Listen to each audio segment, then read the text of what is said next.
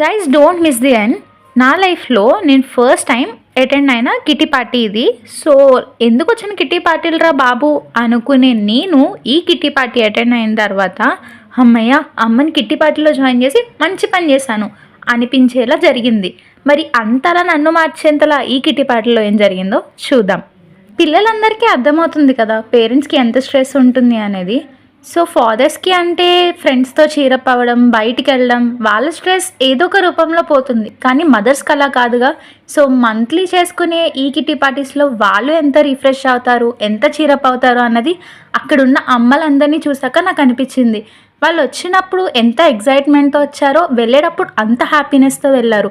And ఇక్కడ మీరు చూసే ప్లేట్స్ని చూస్తే ఒక్కొక్కళ్ళు వాళ్ళ క్రియేటివిటీని యూస్ చేసి ఆ వినాయకుల్ని అంత బాగా రెడీ చేశారు. సో ఈ కిట్టి పార్టీస్ వల్ల హ్యాపీగా, యాక్టివ్గా, క్రియేటివ్గా అయితే ఉంటారు. So what you guys think? Let me know in the comment section.